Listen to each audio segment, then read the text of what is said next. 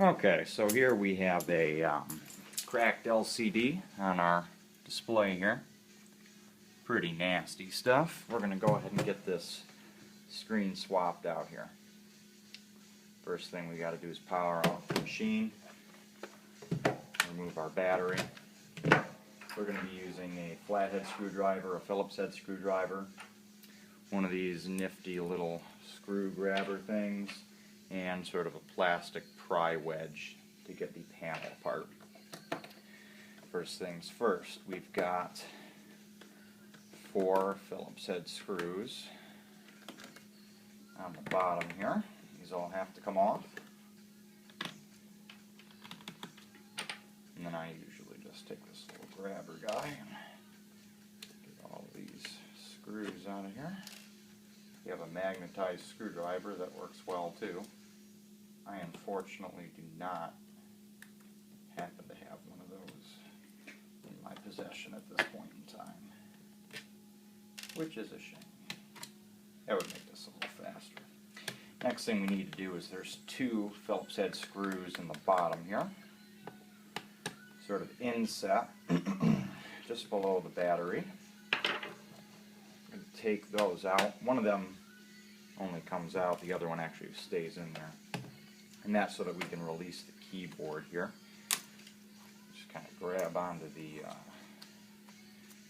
keyboard by one of the keys. There we go. And that'll pry up. Got a ribbon cable here. Disconnect our ribbon cable. There's 3 additional Phillips head screws inside the case below where the keyboard rests. I'm going to take those out.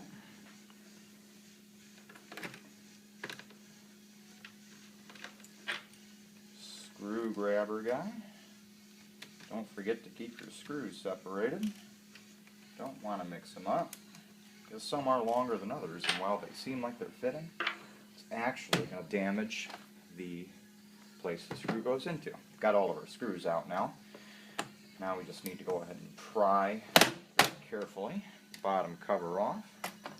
That reveals the inside of the computer case. There's 1, 2, 3, 4 cables that we need to be aware of to remove. The first cable is this long black one. This goes to the camera and microphone, I believe, that's in the upper part of the LCD display. We just need to remove these little white clips here. That pops out of the way. Second cable is this guy here, larger cable. That's a ribbon cable that connects the display itself to the machine. Over here we've got our black and white wireless card for Wi-Fi. Those are the antennas that run up to the LCD panel. And then finally there's a cable in the way that's actually the power receptacle for the AC adapter. And that needs to come out simply because the Wi-Fi antenna wire is blocked underneath of it, so to remove it, that has to get out of the way. All of the cables are out of the way. Now there's 2 Phillips head screws that are actually holding on the LCD panel, the lid of the computer, to the base. Those come out. Now we can go ahead and open this back up. Bottom part slides off. That's the main brain of the whole thing there. That reveals just the LCD panel itself. All of the wires, of course, are still attached to it. There are small black grommets, little sticky things that go over top. 4 Phillips head screws. This one only has 2. The others must have come off. After those are off, we need to remove an additional 4 Phillips head screws. These 4 screws come straight out, and that allows us to get down into the panel itself to replace the damaged screen. Okay, these ones need a little help with our little gripper guy here. Magnetic screwdriver also works well.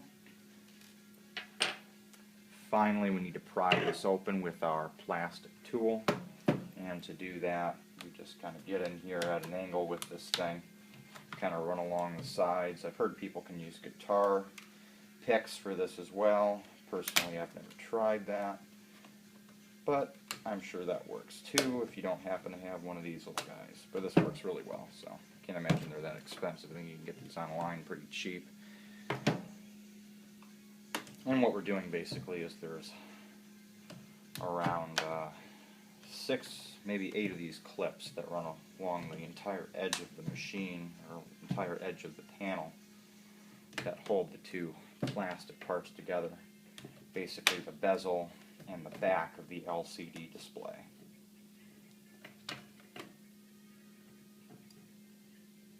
And you do want to be careful when you're doing this not to break any of the clips, because if you break the clips, then this panel doesn't want to go back together. So there we go. There's our bezel.